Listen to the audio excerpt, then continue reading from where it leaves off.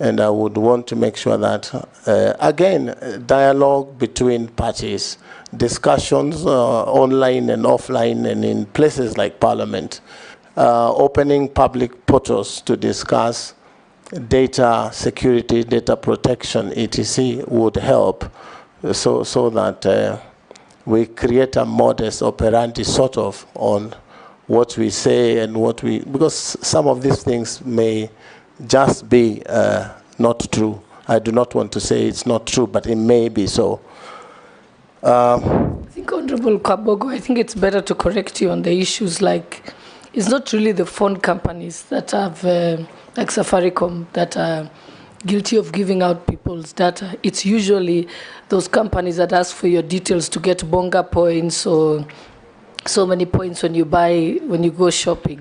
Those are the ones who have your data, and that's where the fault has actually been, not the official service providers. Correct, I'm corrected, but that too happens. Yeah. But I also want to say that when you go to Carrefour and buy something online and it's delivered to you, the next thing you see is a message from Carrefour asking you whether you will be buying the same things again, meaning that the number you used to pay, your M-Pesa number, has been harvested from the mall and it is being used. So we should be able to regulate that by legislation, and I'm sure it is doable.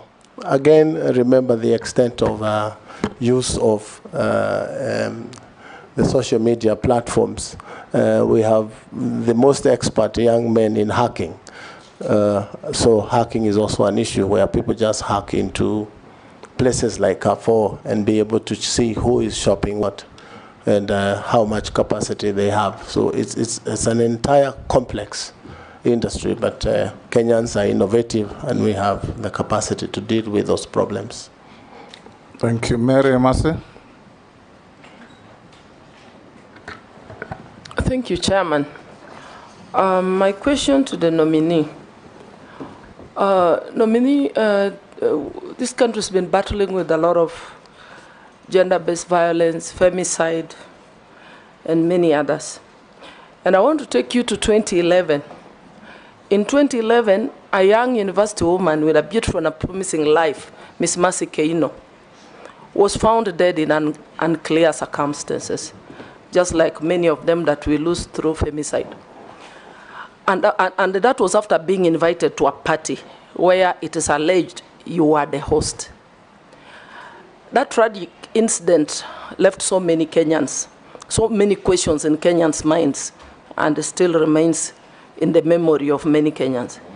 Kindly expound on this and explain whether you are fit to hold office in light of these allegations. Thank you. Dawood. Thank you, Mr. Speaker. Honorable Kabogo, you've been a governor. But I think you know the docket you're going into is the ICT and communication.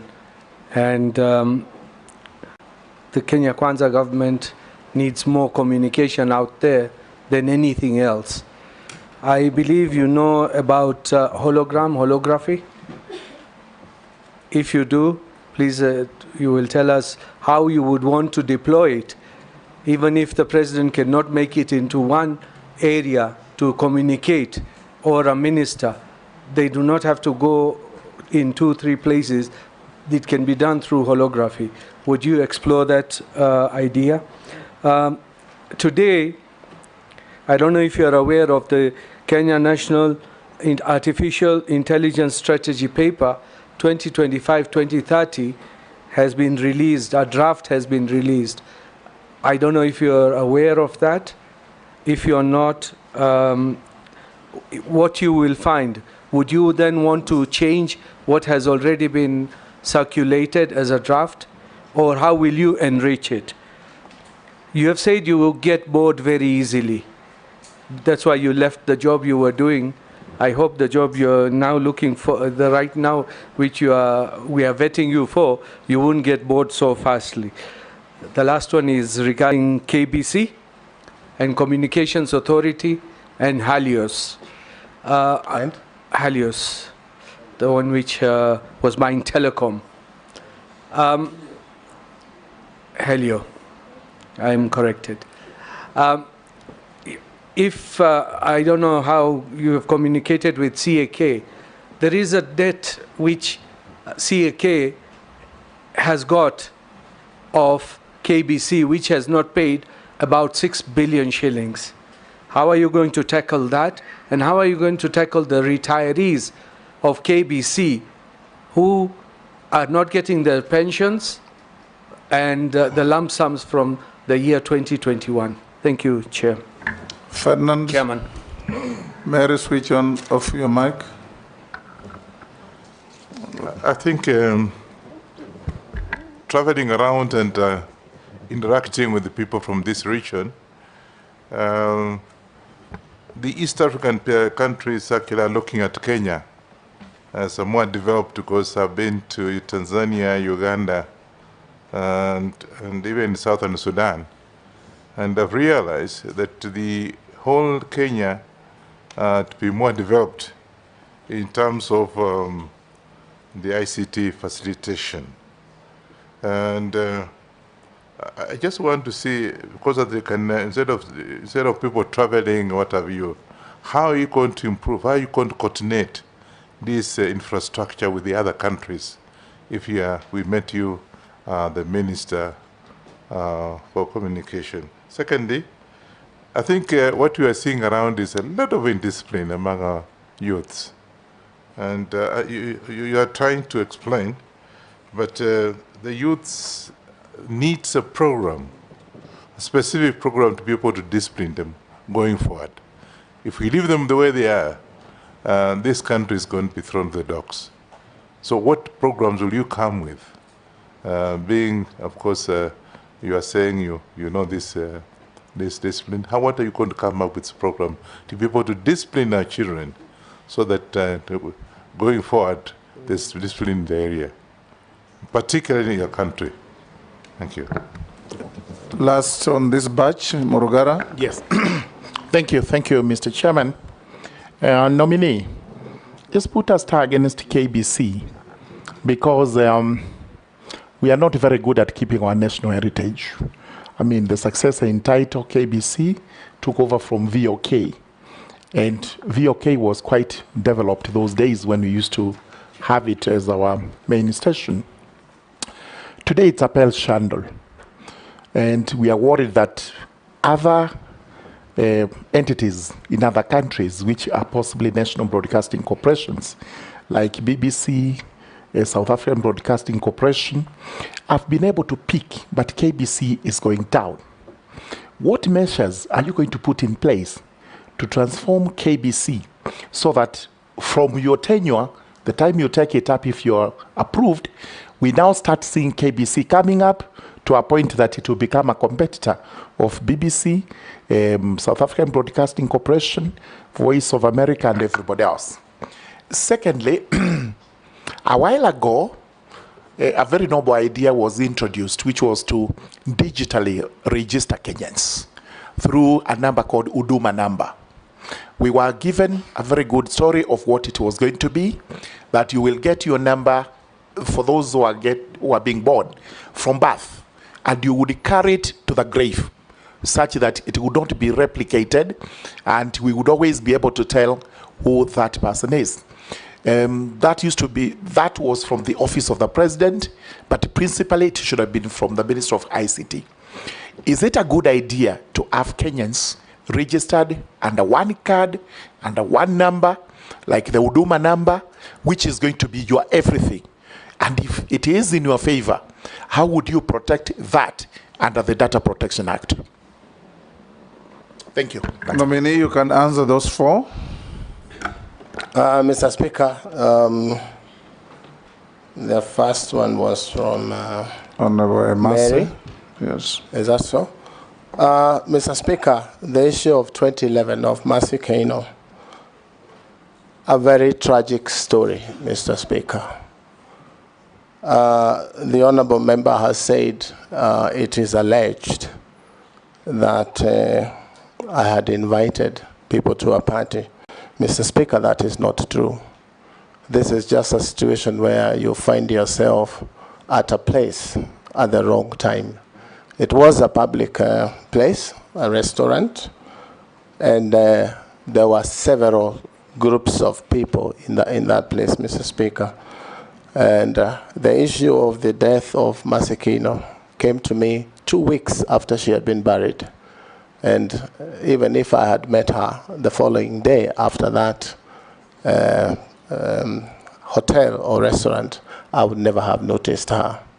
It is a sad story, and Kenyan life was lost, but I sincerely and truly had nothing to do with it. Suffice to say, Mr. Speaker, an inquiry, I think it was inquiry 22 of, I think 2012, was done at Milimani Magistrates Court. And all persons of interest. An inquiry or an inquest? An inquest, sorry. Yes. I am not a lawyer like yourself, Mr. Speaker, so some of these terms. The two are different. Yes. It was done, and it took about a year and a half, and all persons of interest were invited, even those that had not been there. Including yourself? Including myself. I was governor, but I managed to be able to sit in there for 6 days, cross-examination, examination in chief, etc. And I was exonerated by the judgment of that court, a court that made a finding that the late Masekino was a victim of a hit and run by a truck. And that matter rests there. It is a sad story. There were videos played of the scene in the restaurant. And when I was speaking to the father of Masekino at the inquest, I was urging him really not to watch those videos, because they were videos that were not very nice for a parent. I sympathize with the family of Masekino. May her soul rest in peace. But I am certain that as a child, and a God-fearing child, I believe that one day the truck driver or whoever it is that was in the truck that killed Masekino will be able to come out and say, unfortunately, I kept quiet, but I did it. And I hope that day will come. I have a copy of the inquiry report with me if anyone would be interested to have a look at. It's a public document. Honorable Dawood, I am not aware of the 2025 bill, but he asked me what I would do if it's there, whether I would reverse. I would have to probably study it closely with the technocrats in the ministry and understand what has informed the bill, what it wants to cure, and look at it with those that are technocrats in different divisions in the ministry to make sure that we bring to law a useful legislature that will help. I'm not sure whether I understood your question. It's a strategy draft, not a bill. Right, so I'm well advised. So that's what we will do. Look at it and go through it with those that have proposed that draft. Holography it's a welcome idea. It's of today's world. That's what is happening. So it's something we could embrace.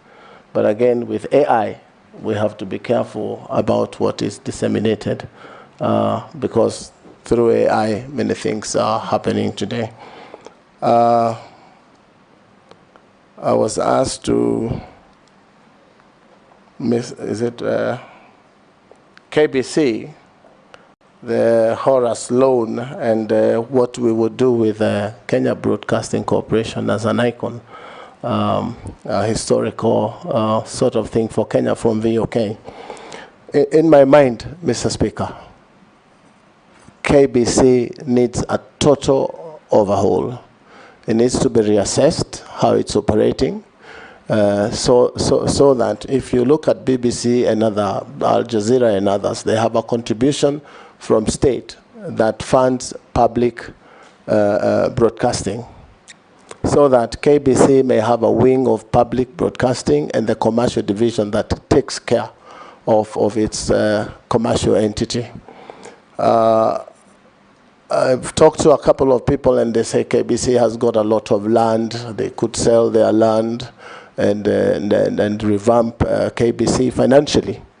From the school of thought, Mr. Speaker, when you sell the first parcel and sort out the employees' emoluments and pension and statutory deductions that have not been paid, and probably buy a few cameras and things like that, they go back to the same hole a year later, they will pick the next plots and sell until the 8th one is sold and they have no plot to sell. We should be able to go in and reassess the viability of KBC as it stands. I have come across during briefing something that says they want to borrow from, I think it's Spain, a tune of 12 billion to revamp KBC by buying new equipment, broadcasting equipment, etc., etc. And that, to me, sounded very worrying. Because you will look at other broadcasting stations like, for lack of a better example, like Citizen. And if you assess the sort of money they have used to make their broadcasting stations what it is, 12 billion is completely exaggerated. I should be able to go in there, send out a team to the world online, and find out what sort of equipment KBC requires and how it needs to be brought back into a world-class broadcasting station. If you put your TV on this evening, Mr. Speaker, and you put KBC, and there are young men and women in that house, you will almost get a bashing. What are you doing in that station? I want to be the one who sorts KBC. If you put it in your house, people will want to watch because it's got the right content in terms of broadcasting, entertainment, and things like that. You'll find a radio station from KBC. If you drive up the mountains, any part of Kenya, you will keep losing the wave because they say the equipments are obsolete. There is also a situation in the world that is happening now, Mr. Speaker, where you don't have to buy equipment. You can lease equipment. And the lessor of equipment is responsible for managing and keeping the equipment running. And if it fails, they bring in new equipment. That may be cheaper. Because if you buy equipment today and they say the life of equipment is about 5 years, so does it mean KBC should spend another 12 billion shillings in reorganizing KBC? I believe it can be a world-class broadcasting station with support from government for public broadcasting in public interest. But the other division that is commercial should be able to sustain itself. And that is something that I think we can do fairly quickly as a quick win. You talk of a debt. As I was receiving briefs, Mr. Speaker, there is debt to Telecom, debt from so-and-so, debt owed to CA. There's so much cross-debt in government sagas that some people say we will not pay because we are owed. You find a place like Telecom, when it comes to paying, they say it will affect public in this way or the other. But when it comes to their own dues of paying, they say they are private. So these are some of the things that we need to be able to deal with so that Caesar is given what is Caesar's. There's a lot of money out there owned across these agencies. And probably we need also to find whether we can legislate on how debt across government agencies can be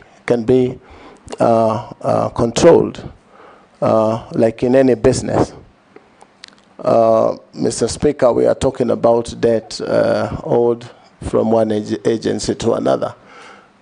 Through this ministry, if I'm confirmed, Mr. Speaker, we should be able to digitize entire government business so that information is available.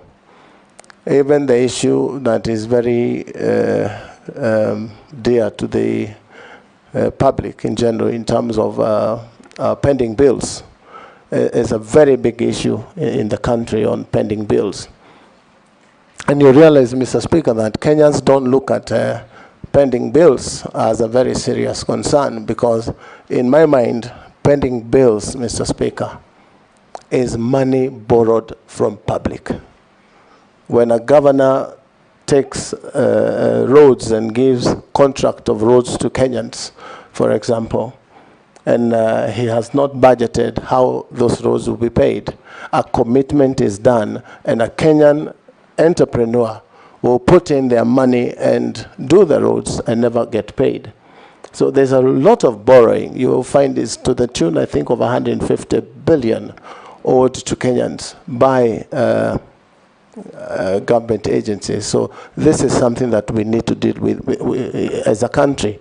But if we have a system, like what I would want to propose, if we have a system that captures procurement and payments, at the same time, the control of budget will be able to see in real time and to stop some of these things.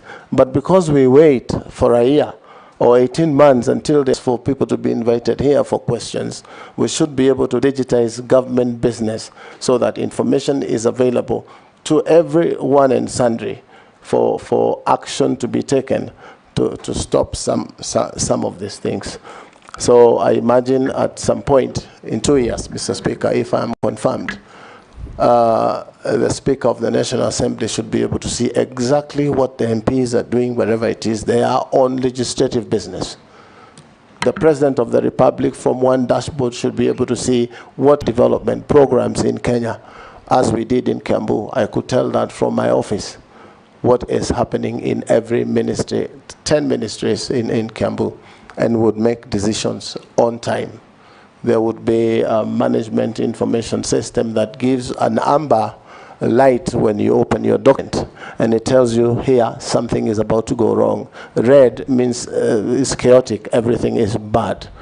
And information available in real time should be able to take us to the next frontier. Yes, Owen. Ferdinand, oh yeah. Did I answer? No, you didn't touch on Ferdinand's question. Ferdinand is East African. First and foremost, it is said Kenya is the Silicon Savannah of Africa. It is top #1 in Africa in terms of ICT and digital economy. But that does not put us in the first world. So it's a lot that needs to be done in terms of fast connectivity, so that we have high-speed internet in the whole country, ICT skills in terms of equipping the young with skills to be able to use these platforms. But again, our landlocked country neighbors should be able to use our infrastructure to get internet to Uganda, to Rwanda, and those other places. If only the bureaucracy between governments. Huduma number, yes. What happened to Huduma number? Yes. One thing, Mr. Speaker, there's a lot of skepticism in the public about their information. Always people thinking government wants their information to give to KRA, government wants their information to do this. And we have to continue engaging ourselves as a public on why isn't it necessary to have information of Kenyan people in one database. For as long as that information is safe in the hands of government, it is important that government from one, if you walk into Dubai now and you give in your passport, if you've ever been there before, anything, they have got your stuff there. If you are exiting Dubai, they tell you to look at the screen and you're taking your identity.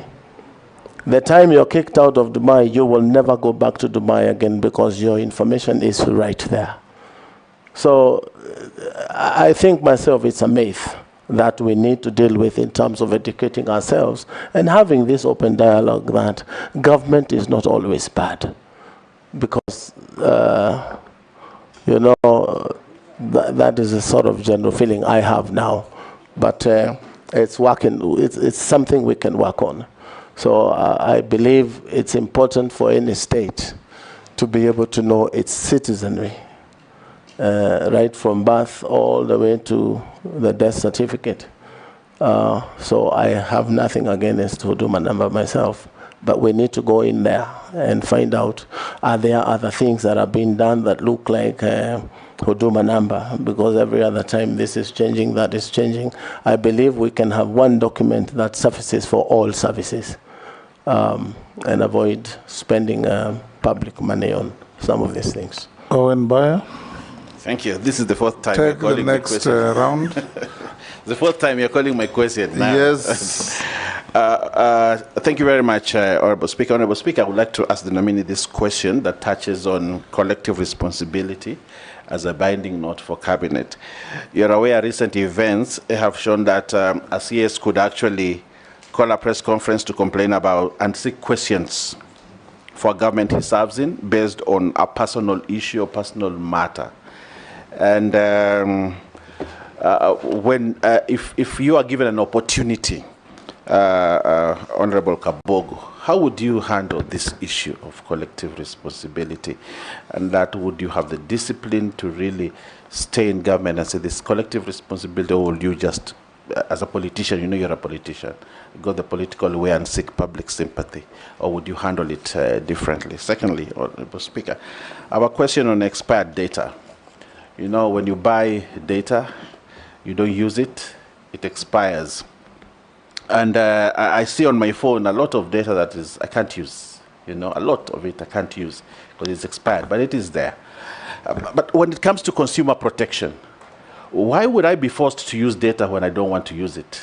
It's my property. I bought it. Why would a telco want really to control how I use it? And how are you going to bring in policy and regulations on the same to ensure that Kenyans are not robbed by telcos in terms of expired data? I think there are millions of expired data out there. And Kenya are suffering. They have it, they can't use it because somebody decided they can't use it. You know, and lastly, Konza Metropolis was a great idea. We see it when we pass going to Mombasa and we see the development that is there. But the idea behind the Konza Metropolis is that we're going to have cutting-edge technology coming out of it. Cutting-edge technology, that we are Silicon Savannah. And that was the base for the Silicon Savannah, that we would see a lot of things, apps and all that coming out. But what we see a lot is buildings. We see they come out to install internet, simple things that would have been done from Nairobi. But we have a whole lot of a metropolis, and we would like to see it work. If appointed as a Cabinet Secretary for ICT, what would you do different to ensure that the Silicon Savannah that President Kibaki envisaged then and the Konza Metropolis would come to fruition as soonest for Kenyans, for the many young people who are looking for jobs and getting disturbed on the internet and, you know, on phone? They would be there producing high-end technology, but now they're not there because we haven't actualized what President Kibaki wanted us to have. I thank you. Robert Bui. Thank you, Mr. Speaker. First, you know, recently we had an international company that was also taking advantage, like these other big techs, and mining, data mining. You know, we found queues at KICC of young people lining up to have their irises, I think, you know, copied. And it took the intervention of the National Assembly, actually, to stop that. So what will you do to ensure that this kind of thing doesn't happen again? Now, there's also the issue of pending bills that are owed to media houses by the government. And, of course, that has led to some of these media houses closing. And, you know, journalists being owed a lot of money. What will you do to ensure that they are back in business? And finally, what do you want to tell those young Kenyans on social media, because this ministry is responsible for social media, and who are actually out there saying that they believe this position should have been given to a very young techno-savvy youth in furtherance of the Article 10 of the Constitution, which is principles of good governance. Thank you, Speaker. Let's take one more. Factumo Mule. Thank you, Mr. Speaker. Honorable Kabogo, if you are approved by this House, and I heard you speak about Starlink, owned by the billionaire Enoch Marx from the US, what will you do to make sure that you protect the investment done by Kenyan companies like Safaricom, Telecom, and any other investment which has been done in the country to make sure that Starlink does not come here and kill Safaricom overnight. You know the number of people working for Safaricom. The revenue collected by government from Safaricom is the highest. If we allow this under your watch, I think the Gen Zs will not let you smile. So we want to hear your views on that, because it's a connectivity issue and investment by Kenyan taxpayers' money in this country, and you must protect it.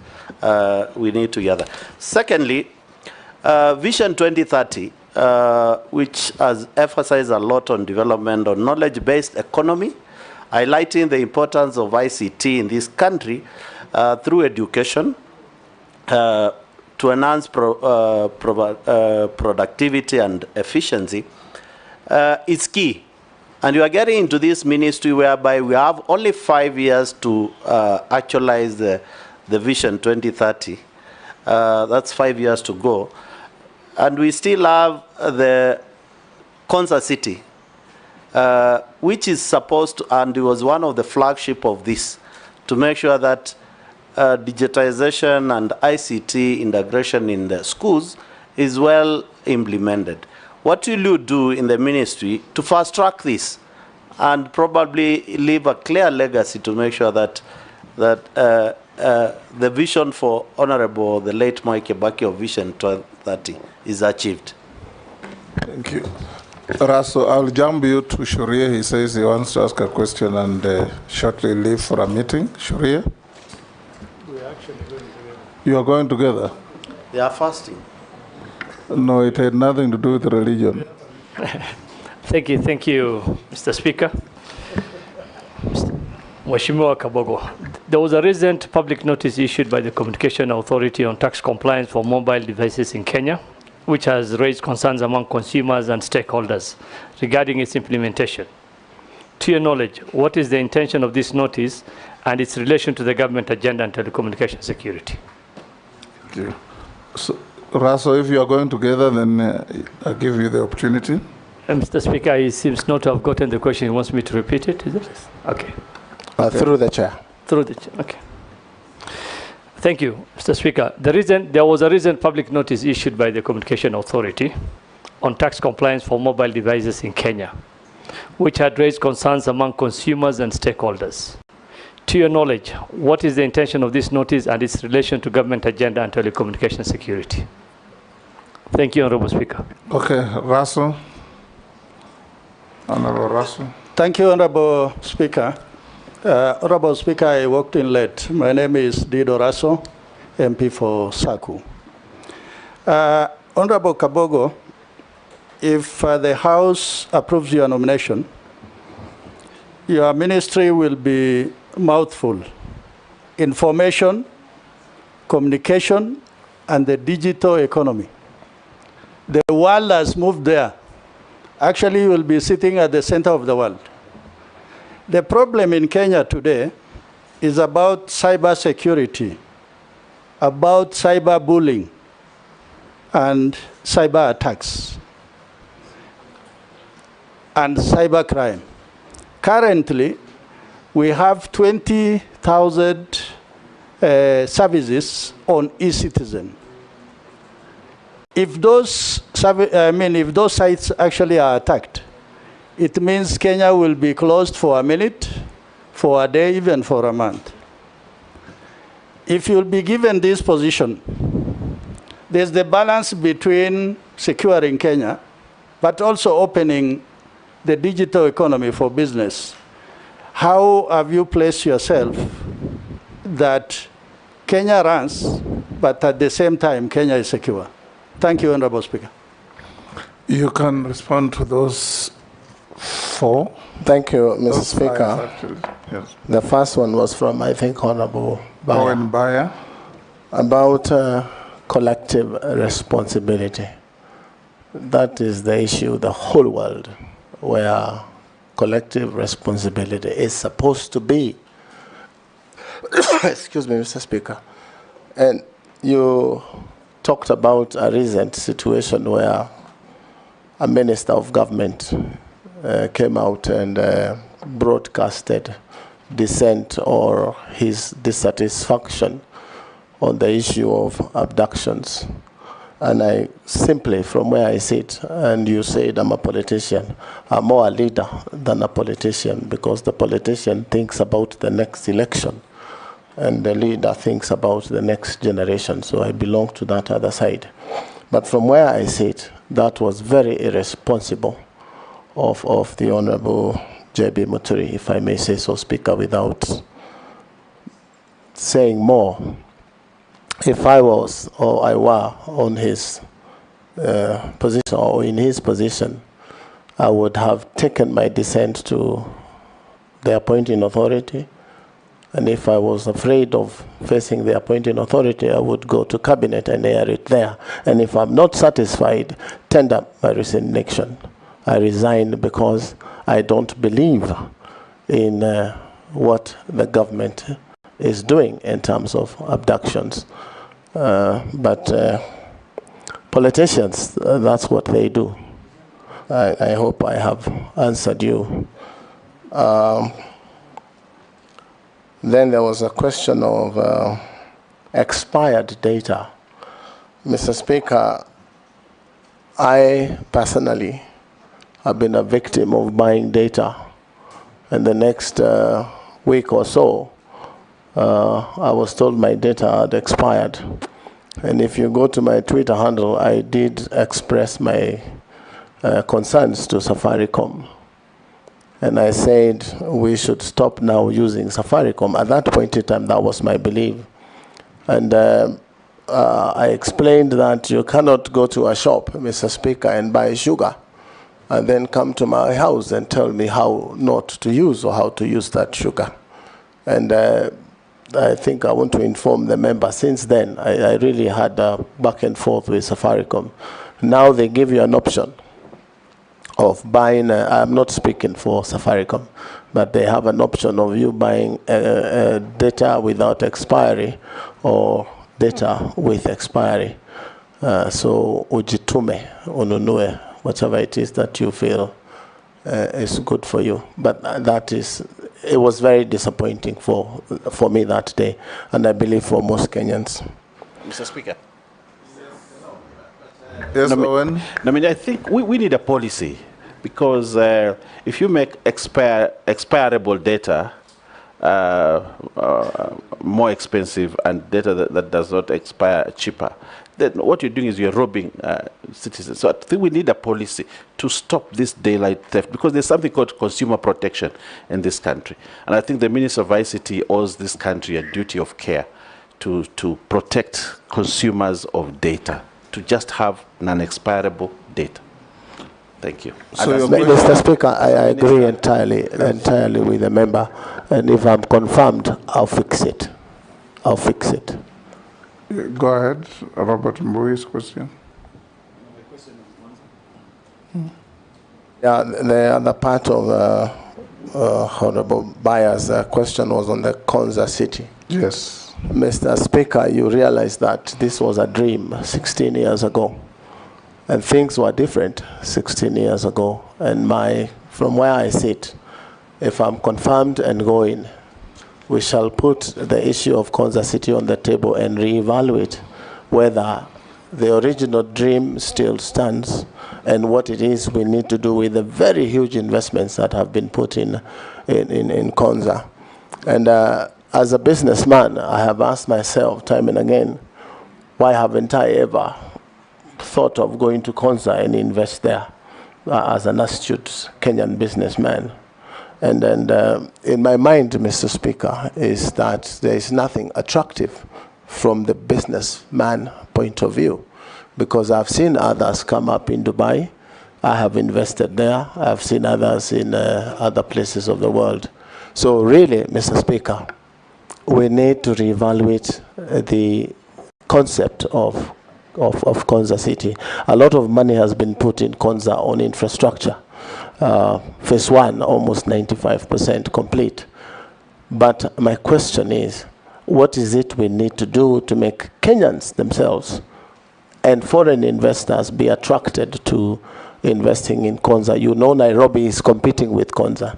So we must have an incentive scheme that sends people and international investors into Konza, like tax holiday, duty-free status, land available at almost zero rate, so that they can put huge investments, is to create the demand and the need of people to invest in Konza. And that would be a game changer. And there's something in the world that is happening now called tokenizing. We can raise money from public and from investors and buy tokens for Konza so that it can build itself. But always when it's a government project, people tend to want to go slow on again, bureaucracy, again, the way decisions are made. I have had a little bit of a briefing on Konza, and there are many things that we will put on the table and see whether we still have to do business that way. I'm told Konza city is building hubs. The 1450 or the first 100 hectare, which is the authority responsible with connectivity, will do internet. Konza will do the structure, and hectare will connect, from what I understand, and then probably give an ISP to run. Is it really the right thing to do for Konza, to build these hubs or concentrate on the core mandate of Konza? This is questions I will need to ask until I'm convinced that that is the way to do this business. So there's a lot that will be on the table of the ICT minister in as far as Konza city is concerned. Because 16 years ago, it was a great idea to have Konza as one smart city. But today, you would see that we need to devolve and have smart cities almost in every county. And that's the way the world is going today. Why don't we have the Elon Musks of this world investing in Konza city? Do we risk losing the total amount of money that has been invested in Konza? Then there is land being given. For how long has this land being given has been going on? What is the criteria? Are these people going to invest, or they are people who speculate? These are things that the ministry needs to look into and reorganize Konza the year today and not 16 years ago. That's from an outsider's point of view. Data mining. This is something that I'm not sure who asked, but this is something that you're not sure? You're not paying attention? Sure. Second? You are not sure who asked? I'm not sure. I didn't get the name. That's why I'm saying. Robert I know it is a member sitting just there. So sorry, I did not get your name. But be that as it may be. Does that tell a story about you? All these members introduce themselves to you. Mr. Speaker, sometimes you do not hear the pronunciation of the name, so I do not want to take the risk of calling someone in a name that is not their name. And the name tags are also there. Unfortunately, he is Honorable Robert Mbui. Go ahead and answer his question. I am physically challenged from seeing far. Honorable Mbui, you will excuse me, but data mining, as I had said earlier, it is something that needs to be checked. It needs to be regulated. What sort of data is going into whose hands? You did give an example of a company that was collecting, I think, data from Kenyans, and they were paying. So government should be able to regulate who is it that is collecting data from Kenyans. And I think that's not a big deal to do. We should be able to quickly.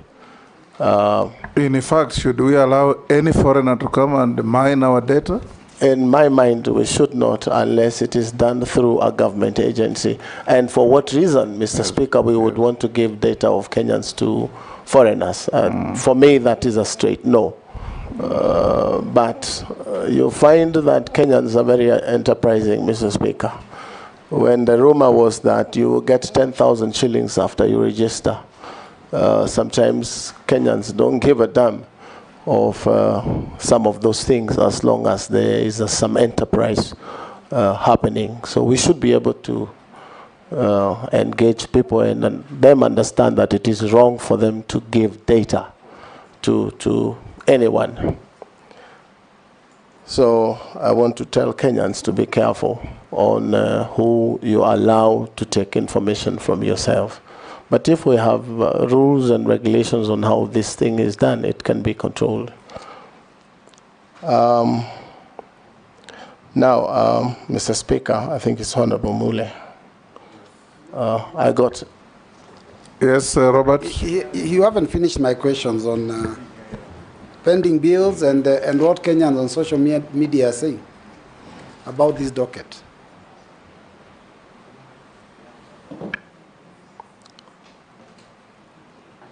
I didn't get the question on pending bills, what it was. Yeah, it was about pending bills that the government owes to media houses that have led to some of them collapsing and journalists not being paid so much money. So what will you do when you get into office? And the other one was what Kenyans are saying on social media. They're saying that this docket should have been given to a young, techno-savvy youth in furtherance of Article 10 of the Constitution. So what do you have to say about that? Let me deal with the first one because it's fairly easy.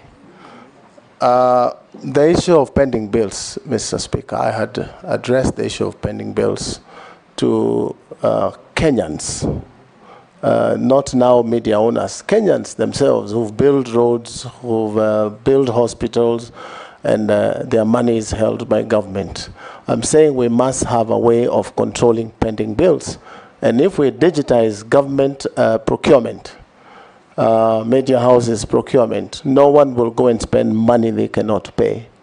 And I gave an example of a governor who walks into office, like I left office, somebody else walked in, and quickly they want to commit money for roads, for either one reason to build roads or another reason.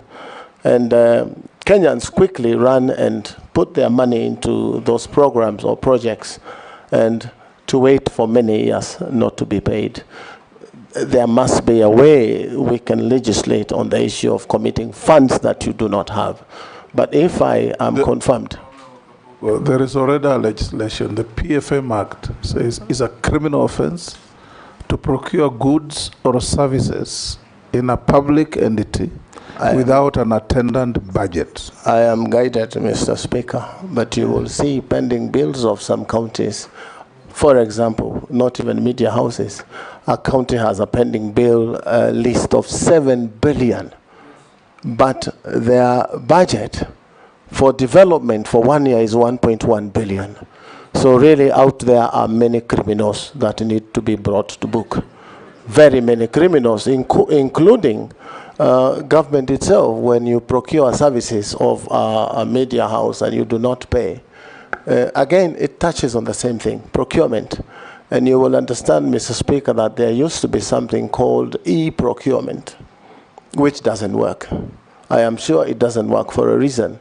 Because if e-procurement works and IFMIS works, and the controller of budget is in between, you would never be able to commit money to projects for as long as those systems are working. So again, the laws are made here.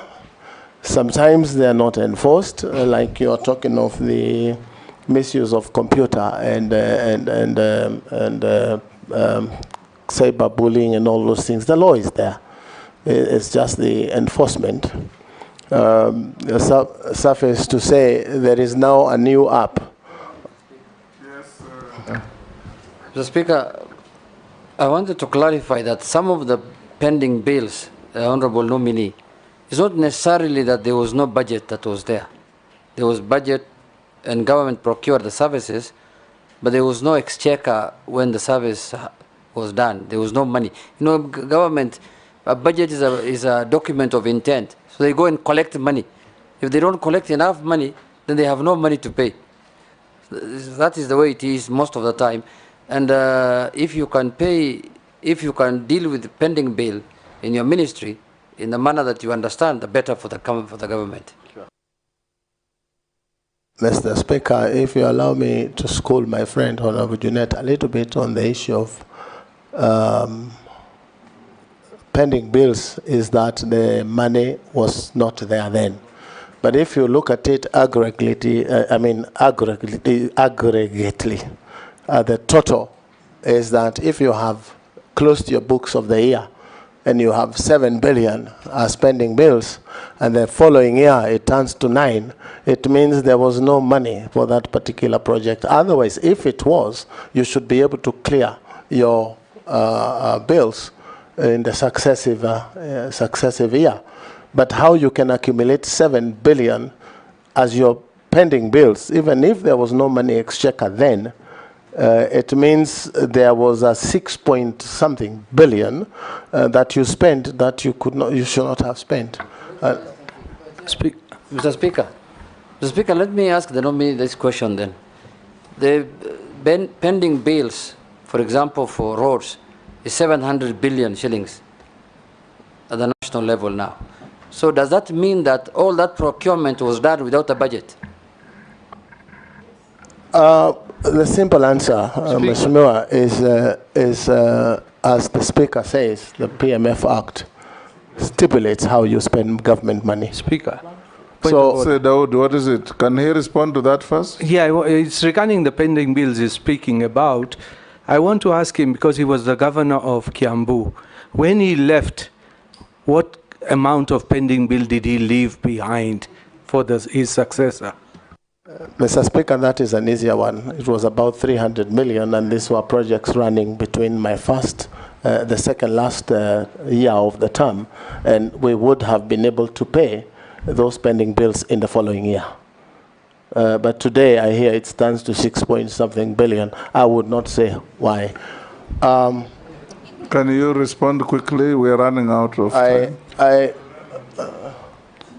Go to Mule's question. Mule.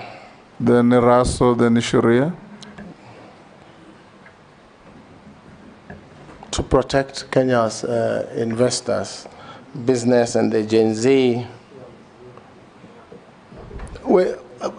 sometimes government buries its head in the sand and pretends sometimes not to know exactly what is happening.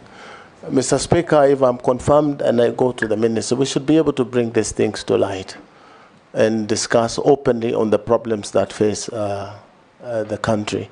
You also asked me why me and not a Gen Z.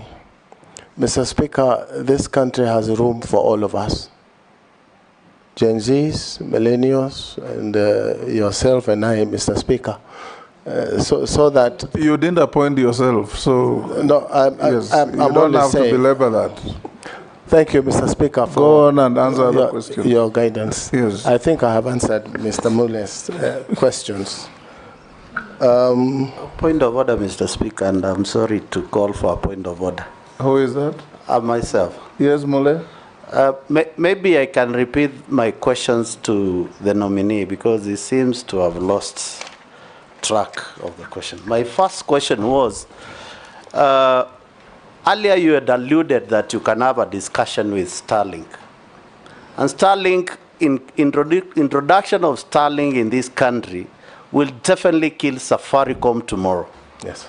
And therefore, the government will lose the revenue they have been collecting from Safaricom and also the investment they have done on the fiber cable. Right. My question is, how will you protect foreigner investors not to come and kill Kenyan's company on the expense of what they intend to do in the country, despite that there are satellite on the river? There is massive investment of fiber cable in this country. Question number 2, we are talking about Vision 2030. The emphasis is that the development of knowledge-based economy, highlighting the emphasis of ICT integration in education to enhance productivity and efficiency within the country. How will you use the office, if approved, to make sure that ICT become a key pillar in education sector in this country, to make sure that we don't have this issue we are facing, whereby we cannot leverage on what comes out of the school and take advantage of the concert city as it was envisaged by the Vision 2030. Thank you. Thank you, Mr. Speaker. Honorable Mule, the issue of Starlink that I referred to when I think I was answering Honorable Koichi's question was in as far as we don't have fiber optic and we don't have masts in places like, for lack of a better example, Garissa or one of those places.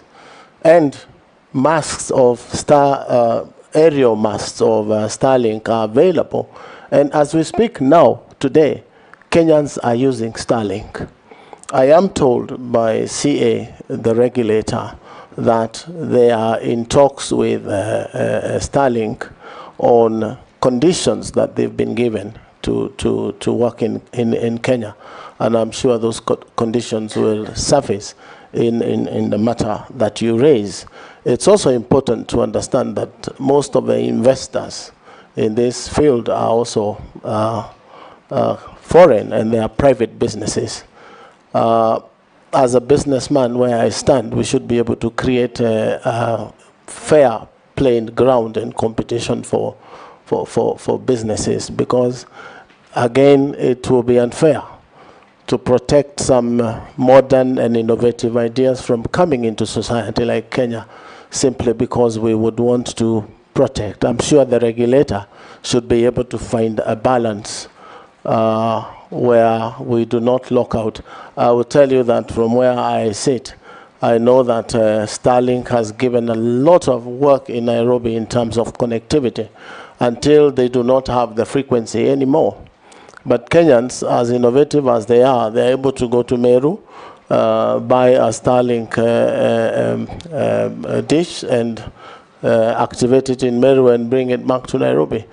One is the speeds that Kenyans are talking about, because you will get speeds of up to 200 Mbps on a 2,800 fee, and that is what Kenyans want, value for money. So we should be able to strike a balance on those things. Education, part of it. I'm sure that if I am confirmed, we should be able to set out a curriculum that will be used in TVETs, used in the constituency hubs and in the ward hubs as training centers for Kenyans to acquire the necessary skill as one of the pillars in the master plan for ICT and digital economy, and then use the young innovators, the young Gen Zs and others to be able to start their own small hubs where every corner of the country a Gen Z will be involved in digital enterprise for their own good. So that's my take. There was a question from Shuria about the CA tax compliance. I'm not sure exactly what that was. If I can get yeah? I'm not sure exactly, Speaker, how... He's left.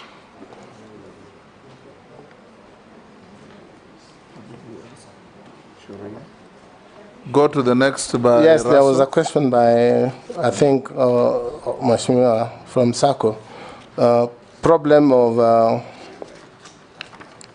cyberbullying and attacks, especially the threat on the 20,000 services on e-citizen. Again, Mr. Speaker, this is the issue of control and regulations of what, so that we can create firewalls and things like that that stop interference and hacking of government services.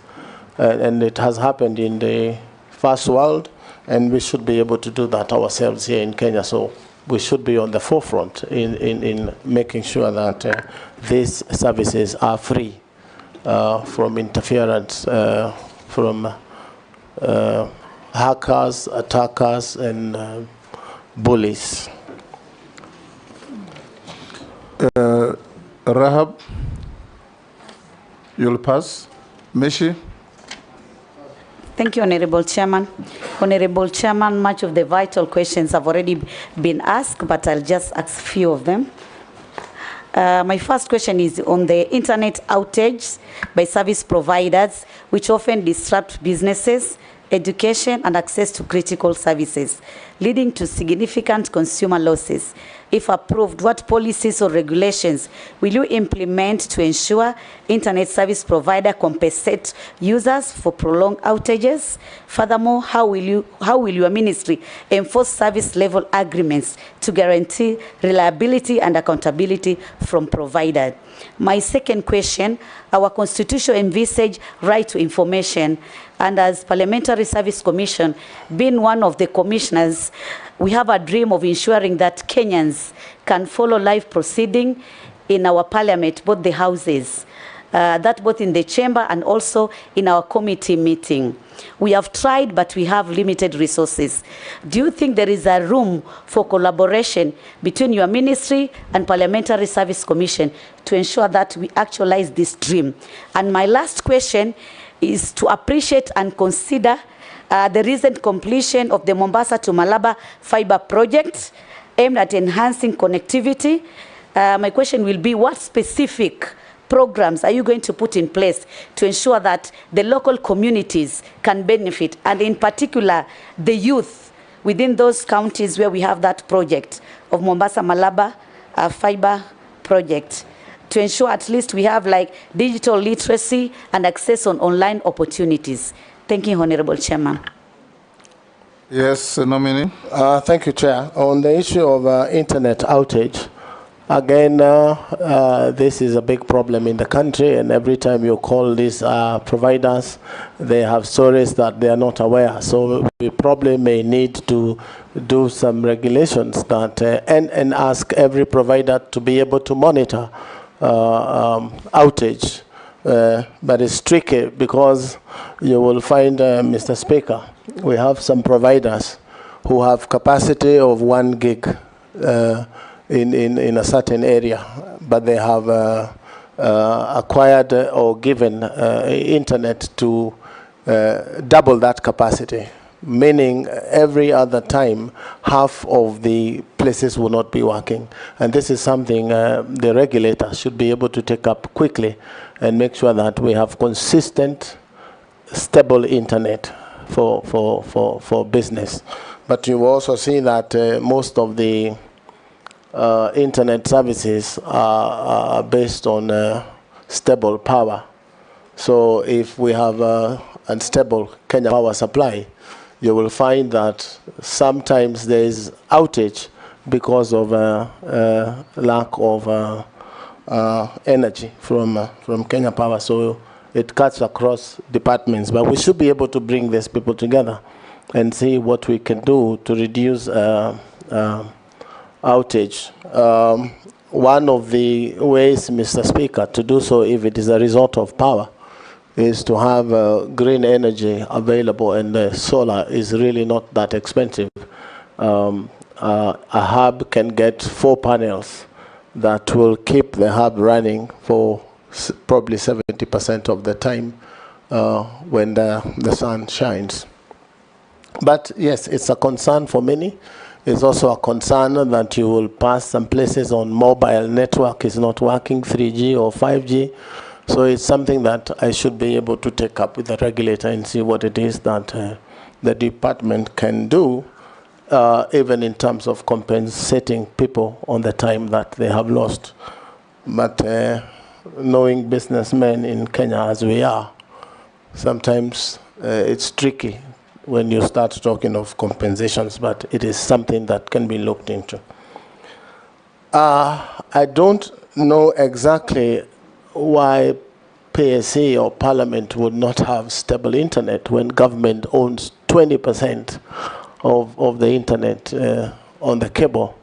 So, Madam Misha, Honorable Misha, if I'm confirmed, I will bring a direct line of internet into the National Assembly. And that should be internet that is almost free. Because if you look at internet as a pipe of water it is full of water flowing, and it doesn't stop flowing. So if it is not tapped, it means it goes to waste. Again, Mr. Speaker, policy-wise, it's important that we try and classify internet as not only essential, but a vital, essential, and desirable commodity. You will find that water is a utility, power is a utility. I would want to drive the ministry, if I'm confirmed, Mr. Speaker, to classify internet as a vital, essential, and desirable utility, so that the issues of way leave, etc., and the fees that are charged by counties become a thing of the past, so that we can move internet to the whole republic and people enjoy high-speed internet. You will find that even things like hotspots that were put by government, most of them are not working because they were put, internet connected, the switches were put, the extenders were put in place, but there was no sustainability plan. And in my first few days in office, if you confirm me, is to make sure that we have an arrangement with ISPs who have services there and probably have cross-trade with what they pay in fees, and they man those public hotspots so that there is internet every corner of the republic. As the president says, every market should have internet, and that is my belief. I guess, yes, Deputy Speaker. Thank you. I just have a few questions for you, Honorable Kabogo, from the members of the public. One person has asked, how will you balance the need for regulation within the digital economy to ensure innovation and competition while protecting consumer rights and preventing monopolistic practices by major tech players? That's one question. The second one is, what plans do you have for scaling up digital literacy skills development in Kenya, particularly in our schools, universities, and local communities, to prepare them for the demands of the digital economy and workspace? And last, how will you address the issue of radio and TV stations, particular vernacular stations, promoting betting and gambling, which has increasingly affected all segments of society, including older generation? What measures will you implement to regulate such content and protect vulnerable populations and curb this negative social impact through that caused by excessive gambling? Good. Those are questions sent in by members of the public. Thank you. Let's take one more from Naisula. This is a direct question. If approved for appointment, what 5 key deliverables can the youth of Kenya expect to see from your office in the short and medium term? Mary Masse, you have a question from a member of the public? Yes, from the member of the public. He's saying, digital services require public trust. How would the CS nominee maintain ethical standards in the use of technology, especially in projects that involve surveillance or data collection? And then the second one is, ICT projects have historically faced challenges related to corruption and mismanagement. What specific measures will the CS nominee implement to ensure transparency and accountability in ICT procurement processes?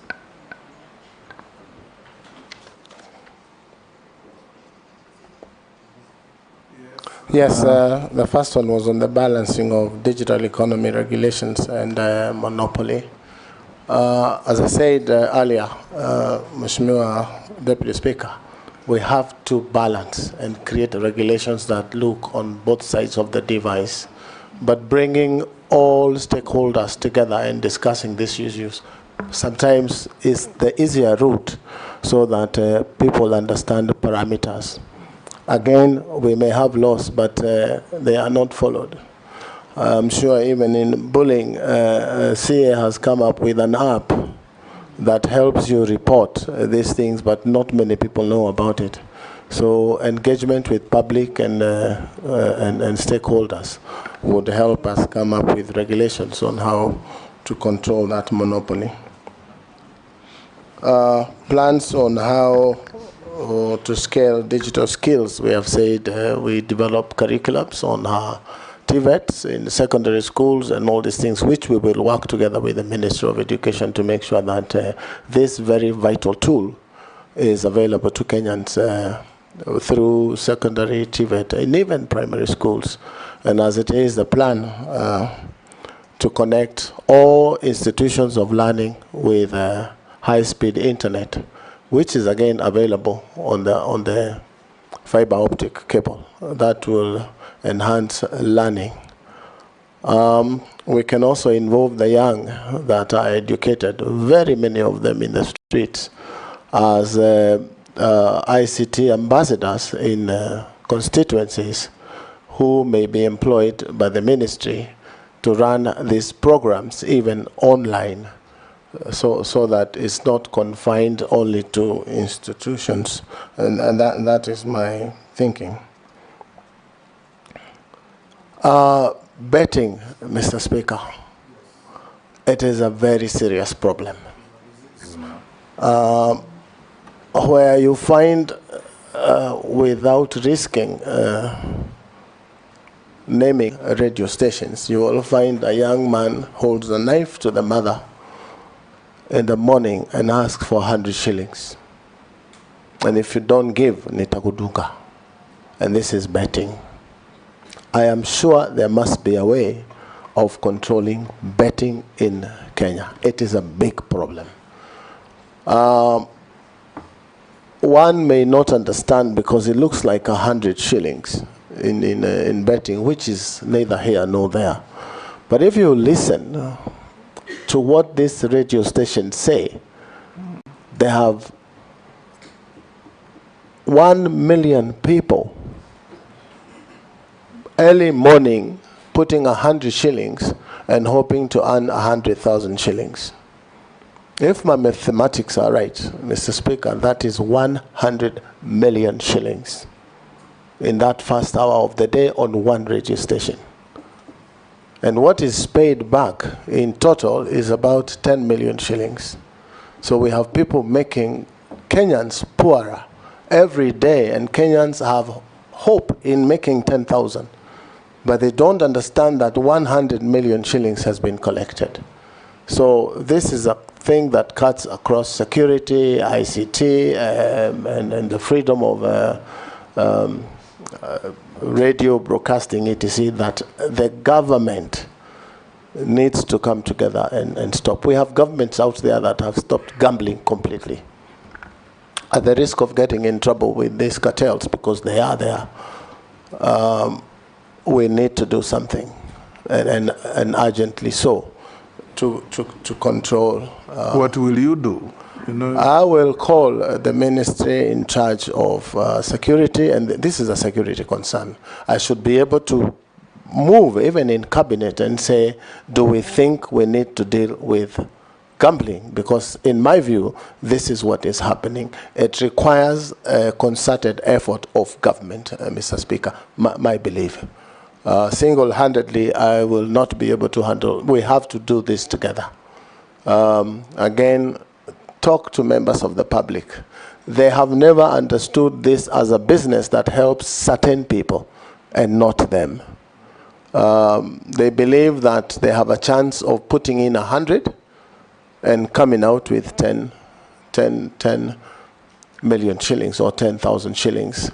Also, we could use an approach, Mr. Speaker, where people use token of 100 shillings to buy into government programs like Konza, so that every Kenyan who puts 100 shillings in a month or so, it has 8% in terms of ownership of 8 shillings from 100, sorry, to 150 over 2 or 3 months, so that instead of getting 10,000 from gambling, you're getting 10% of your investment at the end of the month. And this is happening the world over in terms of tokenization.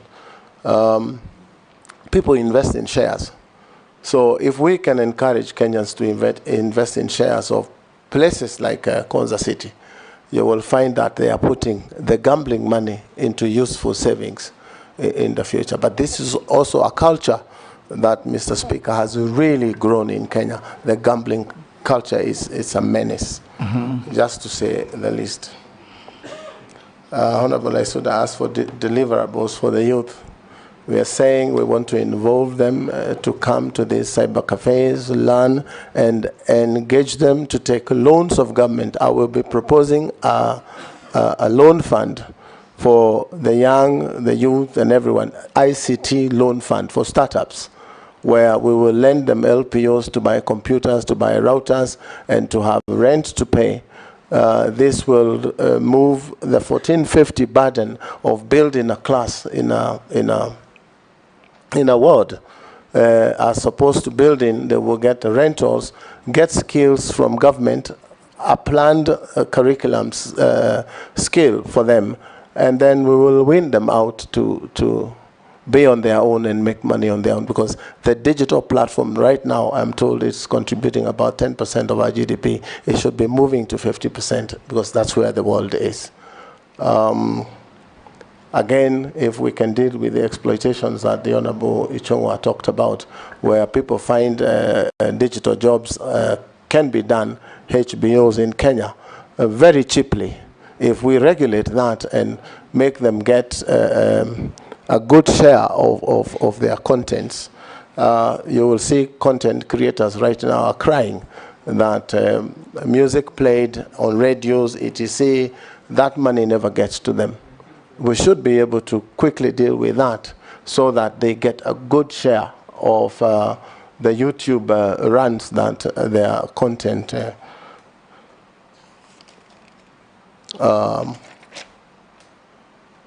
transparency.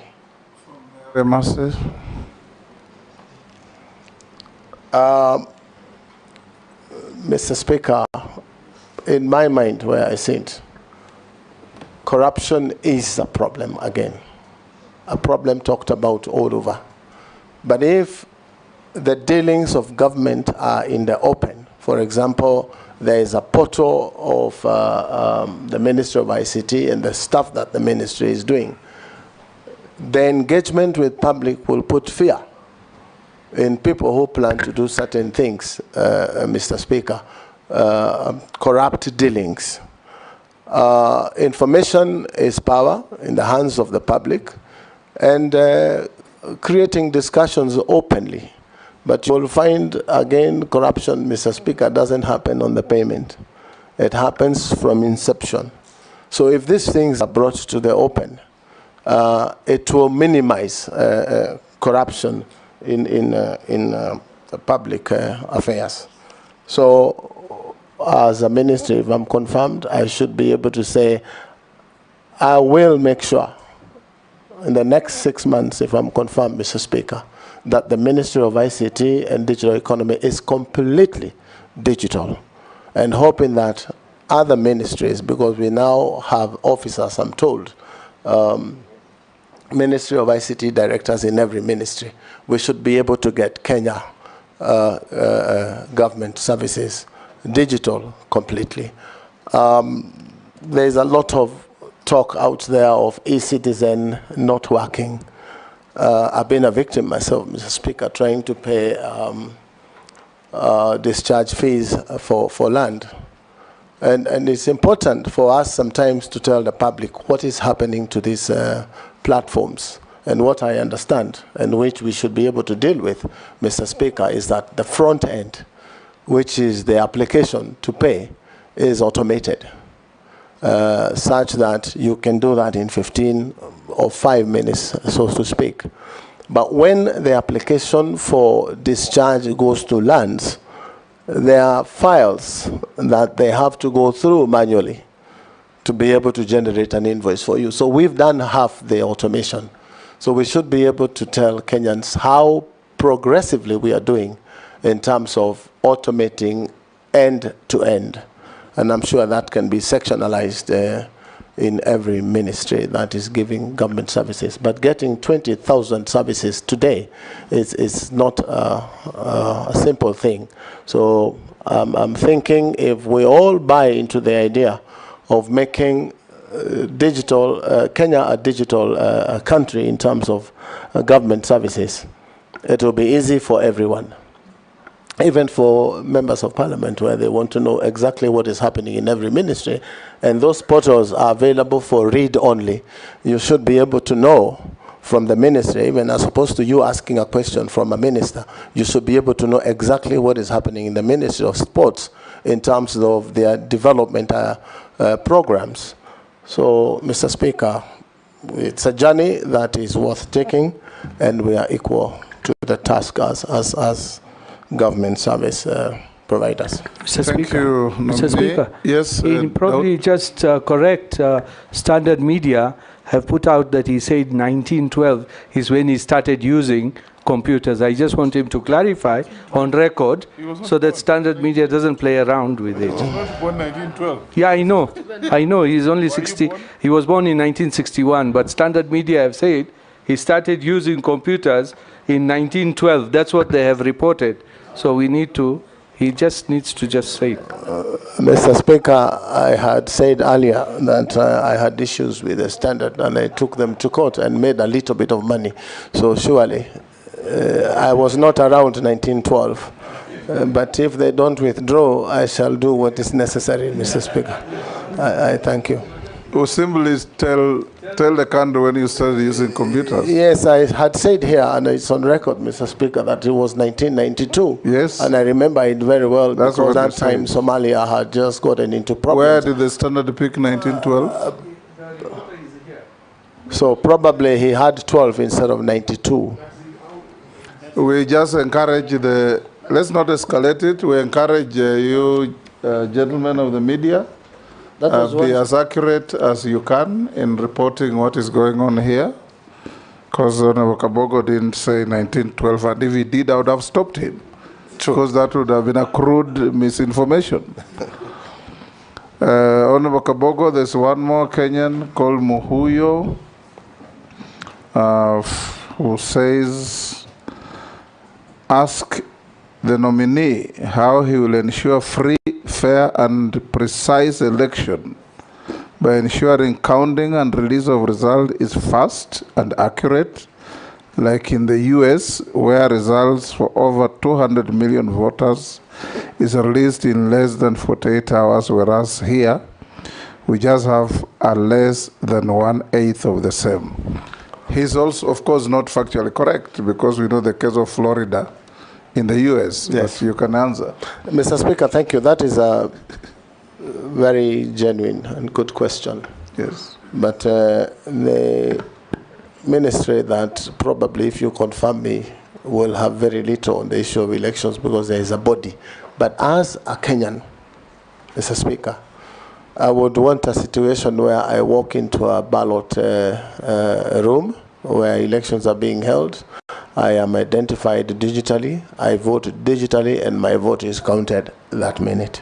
That is a dream that every other politician who has suffered things like I have suffered on issues of elections, it will be a thing of the past, but it's a dream for many countries. Before I come to the final issues, Honorable Kabogo, as a Kenyan, and if you are confirmed, you've been repeatedly asked here about cyberbullying, pornography, and dirty material on the net that's accessed by our children. We were in Australia in October, and the Prime Minister of Australia was moving a bill, the Prime Minister himself, to curtail access to social media by under 16s because of these kind of reasons.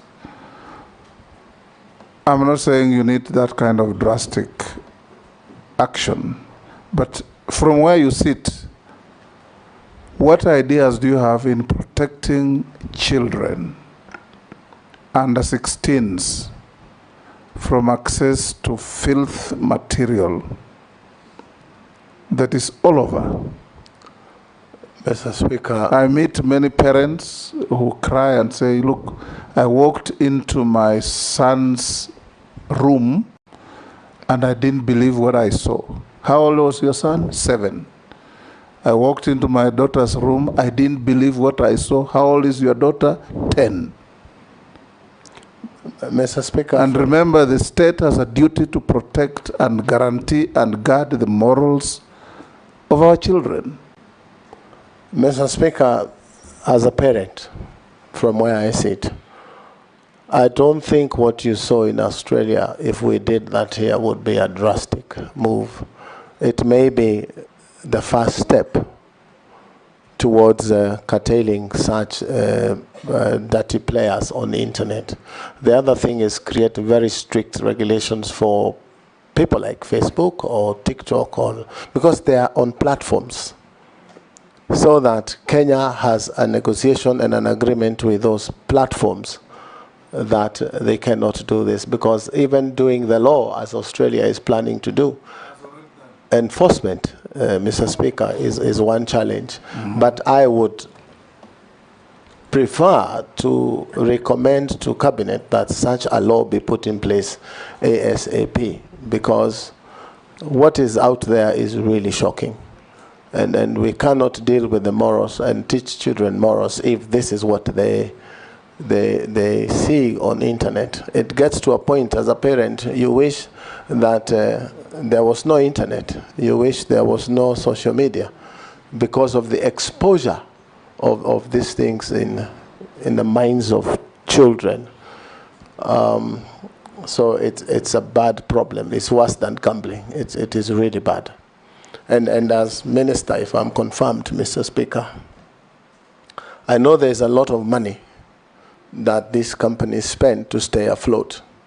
But as a country, if we take a stand that this cannot happen in Kenya, and a drastic move is taken to ban one of them, then the rest will toe the line.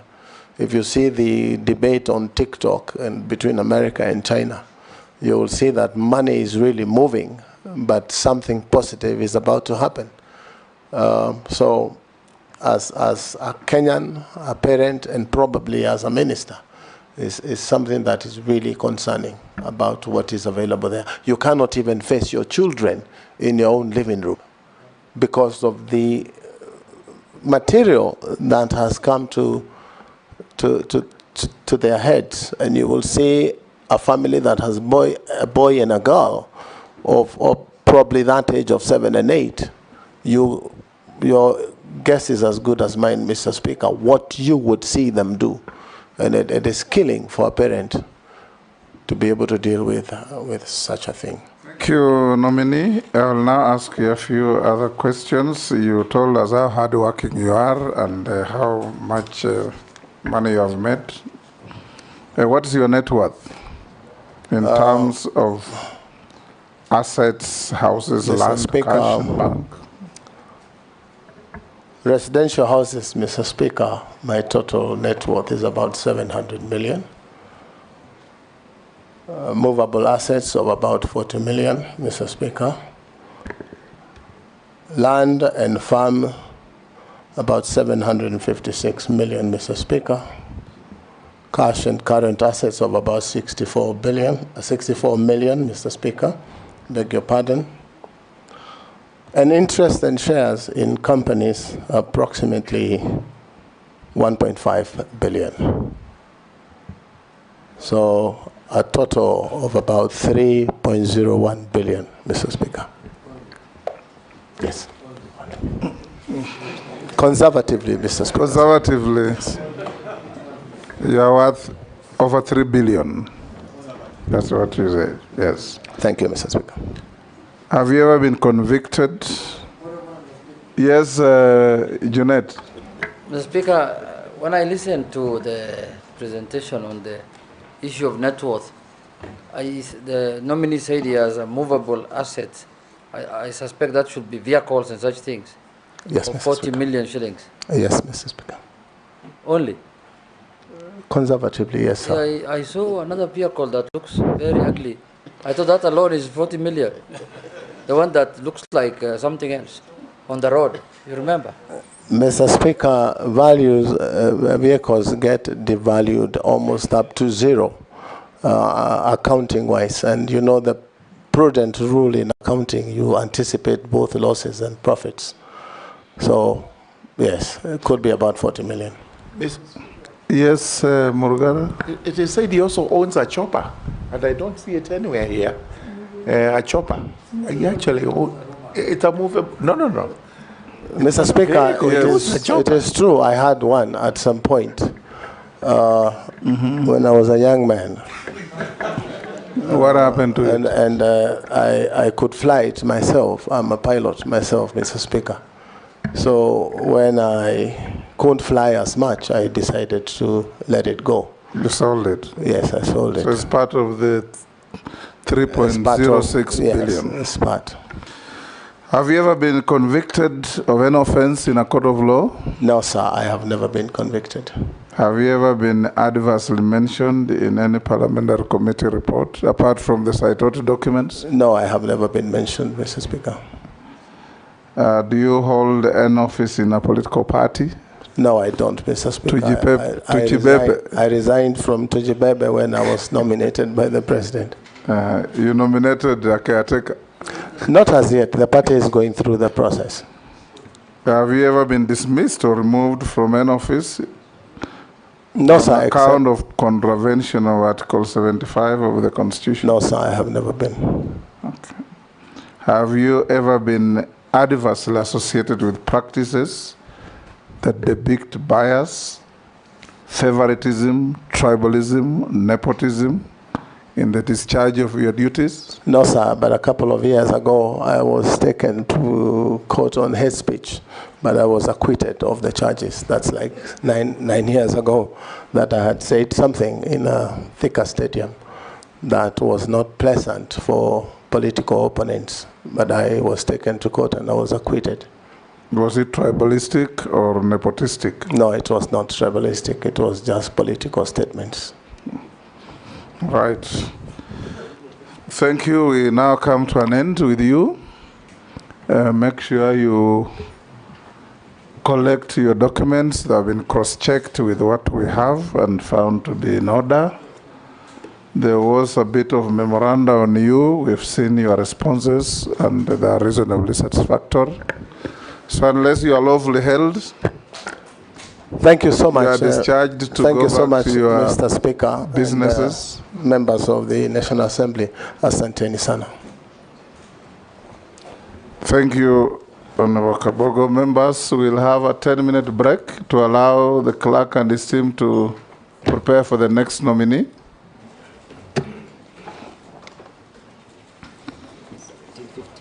Yeah. So we resume at 5:50, 10 to 6.